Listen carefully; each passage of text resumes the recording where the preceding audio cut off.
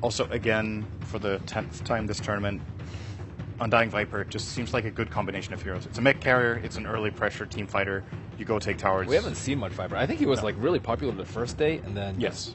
none. I think he did fine. Yeah. Honestly. I agree. Secret were good with it. I can't remember if we saw Cloud9. Cloud9 lost with it today against Complexity, actually. So there was at least one pick of it today.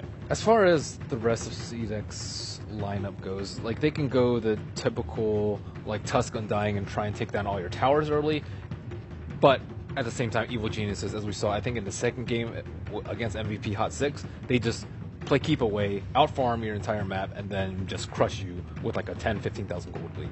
So I'm hesitant to say that it will be super successful. I think they have to commit very heavily to it, like sort of how Newbie does it, with a Dragon Knight, someone that can force towers down immediately. Is this the first second phase Gyro pick we've had this tournament? It feels like it's very rare. I was pretty surprised CDEC didn't go for it again, and then when they didn't, I'm like, maybe last game kind of got to him, and they're like, well, we'll pass over it, but maybe it's too tempting now. It's still out there on the field. Yeah, it is surprising that it went through all the way. I mean, CDEC also spent a lot of time during that ban phase trying to decide what else he wanted to ban. The Brood was there. The Brood, so that does leave the Dazzle. They want to pick it up here, or an Aoi hero. Do you consider going more split push heavy if you know that CDEC already you're going to be pretty team fight, push down your lanes, be a demolition squad? Do you try to split them apart? Generally, I think that's the solution for EG, yeah. I think a pick they could consider here would be Lycan, and then they probably shouldn't pick it right now, but they could save it for 5th, and then start looking for the supports and consider putting the Quap on Universe this game in the offlane, just because Lycan is a great hero for Fear. It's a hero that pushes so fast that the timing windows CDEC have to start pressuring towers are really small. In addition to that, when he is in wolf form, he's actually as fast as Tusk, as the only hero in the game. I think they have the same move speed. It's like 650. The problem with that is that we said that Tusk Undying is going to be putting a lot of pressure on there, and if they ban out a lot of the good defensive lane supports like Earthshaker, then Lycan's going to have a very, very difficult time. The alternative is to okay, they're going to pick a defensive support, because the alternative would be to pick supports that could actually fight in that lane. Potentially, but I could see that being too difficult. I mean, with the Dazzle, though, I think now it's possible. They could, because you can heal the wolves. It's a decent physical damage bomb, if you will. Now, for CDEC, what are they looking for here to round things out? Shadow Shaman, totally go all in with the push. I mean, we've seen Shadow Shaman Park. Yeah, we've seen it picked up a couple times for that purpose. Not always to create success.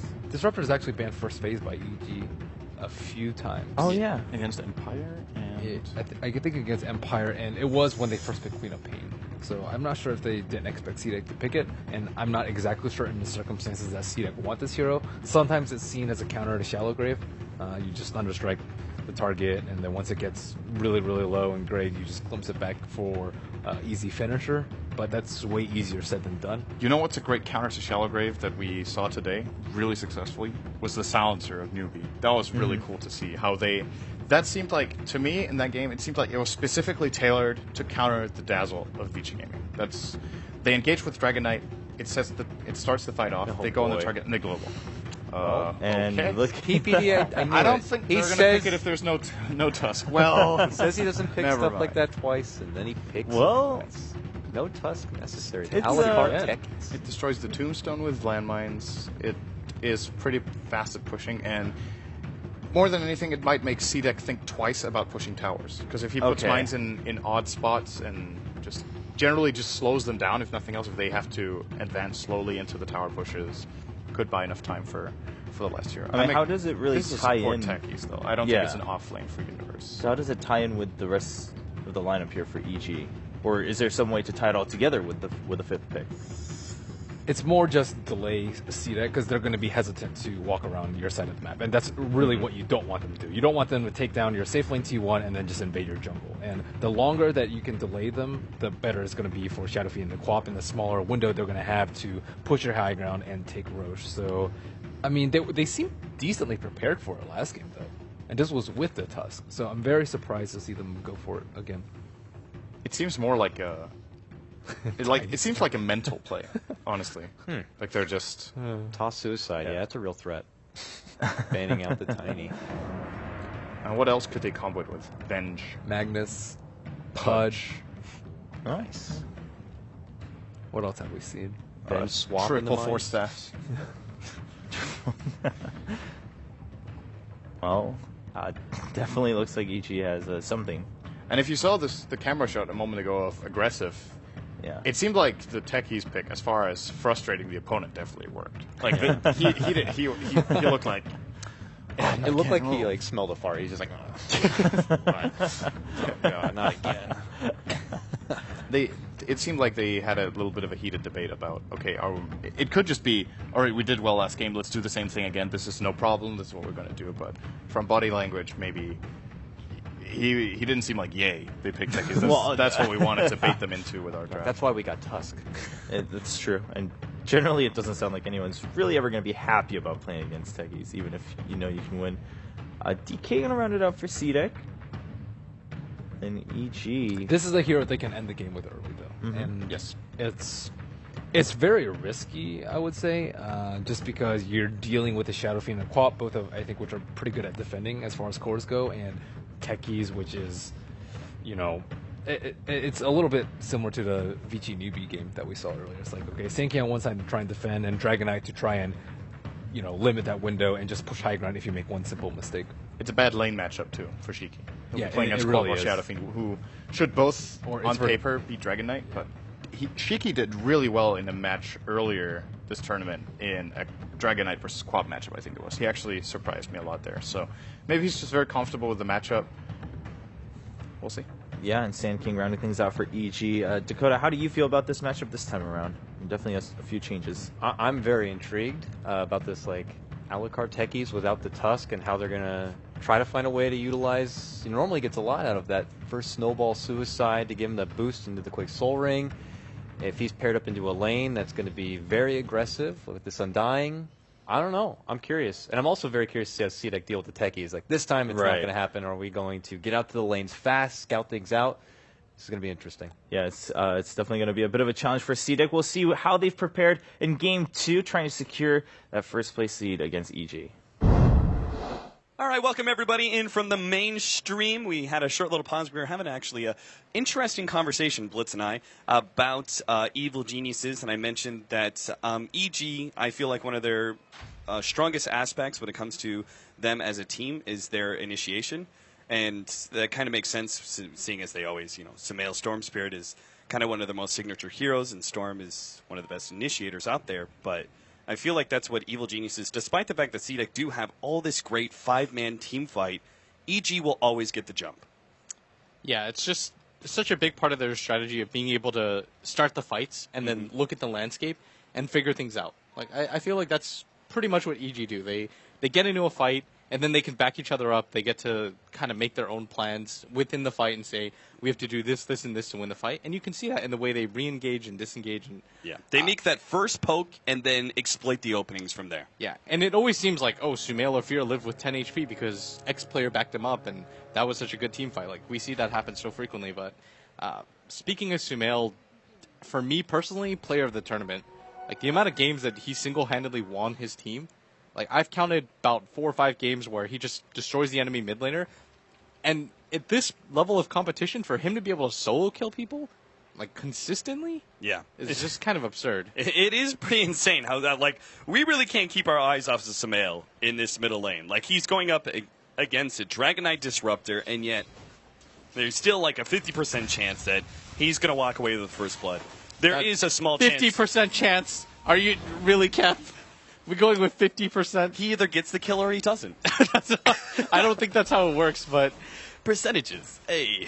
all right. So, but my main thing, Courier. Oh, PPD. that was close. He was just half a foot away from being able to get that next one. I guess my main thing though is a mid player. If you're able to solo kill the enemy's mid, it means so much for the rest of your team. It bolsters your confidence. It allows you to be the most farmed hero in the game. It just does.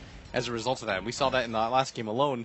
So they have to be careful. And Universe at top is actually just getting into a man fight, and Aggressive can't really fight him because he's opted to go for the flat cannon first. And now with PPD up here, he's actually doing so well in this lane right now. I kind of forget about Caustic Finale and the change that occurred, but boy, that ability is so strong in 1 versus 1 scenarios, or maybe just 2 versus 2. You know what it was? I was playing in Dirt Mall, and it came down to between me and Nigma, and we had to play 1v1 mid, since Flex just chose the heroes kind of at random. And I had to play a Sand King versus Sand King matchup. Man, that was the Caustic finale. Really relevant to this. It was. Super the Dirt Mall Finals. TI5. I can totally see why you brought that up. Sometimes Wagger or I may bring up our 7K games, but that was Whatever, really man. that was the example that really helped me understand this matchup. Thank you, Anyway, capitalists. the point is that Sand King, no matter how relevant he may be in the meta, we don't really talk about Caustic Finale at all. All right, and it requires a sort of stupid like 1v1 mid for you to actually go back and go, well, Caustic Finale, that's an ability, right? Yeah.